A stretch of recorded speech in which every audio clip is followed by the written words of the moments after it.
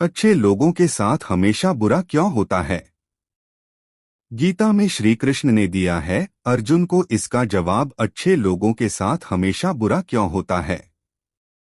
वहीं जो लोग बुरे कर्म करते हैं और अज्ञान की राह पर होते हैं वो खुशहाल दिखते हैं। श्री कृष्ण ने इसका जवाब गीता में दिया है। गीता सार आपने महसूस किया होगा कि जो लोग अच्छे कर्म करते हैं वो परेशान रहते हैं, वहीं जो बुरे कर्म करते हैं वो खुशी से रह रहे होते हैं। अच्छे कर्म करने वाले परेशान होते हैं कि आखिर उन्हें इतनी परीक्षा क्यों देनी पड़ रही है, जबकि जो अधर्म की राह में हैं वो खुश हैं और जिंदगी का लुत्फ उठा रहे हैं। अगर आपके मन में भी ये सवाल आया है तो आज हम आपको इसका जवाब देंगे। ये जवाब वो है जो भगवत गीता में लिखा है और श्री कृष्ण ने अर्जुन को दिया था।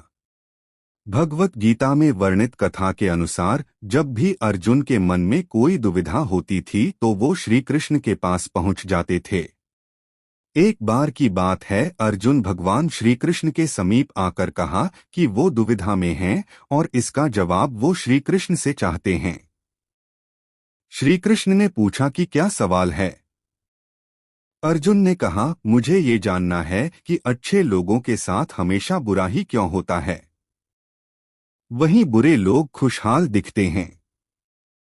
अर्जुन के मुंह से ऐसी बातें सुनकर श्री कृष्ण मुस्कुराए और कहा, मनुष्य जैसा सोचता है और महसूस करता है वैसा कुछ नहीं होता है, बल्कि अज्ञानता की वजह से वो सच्चाई नहीं समझ पाता है। अर्जुन उनकी ये बात समझ नहीं पाए। इसके बाद श्री कृष्ण ने क्या कहा वो जानते हैं। चाणक्य नीति शत्रु से भी ज्यादा घातक होते हैं, ये लोग भूलकर भी न मांगे इनसे मदद। श्री कृष्ण ने अर्जुन से कहा, पार्थ मैं तुम्हें एक कथा सुनाता हूँ, उसे सुनकर तुम समझ जाओगे कि हर प्राणी को उसके कर्म के हिसाब से ही फल मिलता है। प्रकृति हर किसी को अपनी राह चुनने का मौका देती है, अब वो मनुष्य की इच्छा पर निर्भर करता है कि उसे धर्म की राह चुननी है या अधर्म की। कथा शुरू करते हुए श्री कृष्ण ने कहा, एक नगर में दो पुरुष रहा करते थे। एक पुरुष व्यापारी था जिसके जीवन में धर्म की बहुत महत्ता थी। वो पूजा पाठ में यकीन रखता था, वो हर रोज मंदिर जाता था और दान धर्म भी करता था और हर रोज भगवान की पूजा करता था। वहीं दूसरा पुरुष बिल्कुल विपरीत था, वो हर रोज मंदिर तो जाता था लेकिन पूजा करने नहीं बल्कि मंदिर के बाहर से जूते चप्पल चुराने। उसे दान और धर्म से कोई लेना देना नहीं था। समय बीतता गया और एक दिन बहुत जोर की बारिश हो रही थी, इस वजह से मंदिर में पुजारी के अलावा कोई नहीं था। ये बात जब दूसरे पुरुष को पता चली तो उसने कहा कि ये सही मौका है मंदिर का धन चुराने का। पंडित से नजर बचाकर उसने मंदिर का सारा धन चुरा लिया। उसी समय धर्म कर्म में विश्वास रखने वाला व्यक्ति भी मंदिर पहुंचा। दुर्भाग्य से मंदिर के पुजारी ने उसे ही चोर समझ लिया और चिल्लाने लगे। वहां लोग एकत्र हो गए और उसे बहुत मारा।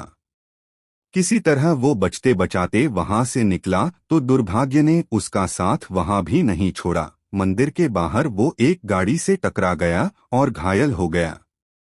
फिर वो व्यापारी लंगड़ाते हुए घर जाने लगा तो रास्ते में उसकी मुलाकात उस पुरुष से हुई जिसने मंदिर से धन चुराया था। उसने कहा, आज तो मेरी किस्मत चमक गई, एक साथ इतना सारा धन मिल गया। ये सब देखकर उसे बहुत बुरा लगा और उसने अपने घर से भगवान की सारी तस्वीरें निकाल दी। कुछ सालों बाद दोनों की पुरुषों की मृत्यु हो गई। मरने के बाद जब दोनों यमराज की सभा में पहुंचे और भले पुरुष ने दूसरे व्यक्ति को देखा तो उसे बहुत गुस्सा आया।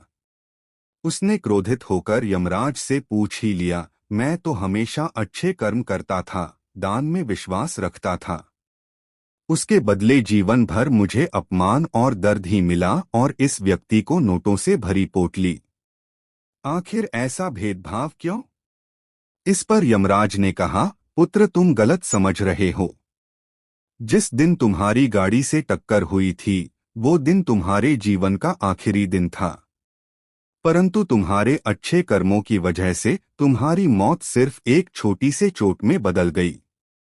तुम इस दुष्ट व्यक्ति के बारे में जानना चाहते हो। दरअसल इसके भाग्य में राजयोग था, मगर इसके कुकर्मों और अधर्म की वजह से वो सिर्फ एक छोटी सी धन की पोटली में बदल गया। कथा सुनाने के बाद श्री कृष्ण अर्जुन से कहते हैं, पार्थ, क्या अब तुम्हें तुम्हारे सवाल का जवाब मिल गया? ऐसा सोचना कि भगवान तुम्हारे कर्मों को नजरअंदाज कर रहे हैं, ये बिल्कुल भी सत्य नहीं है। भगवान हमें कब क्या किस रूप में दे रहा है, मनुष्य को समझ में नहीं आता है। मगर आप अच्छे कर्म करते रहें तो भगवान की कृपा हमेशा बनी रहती है।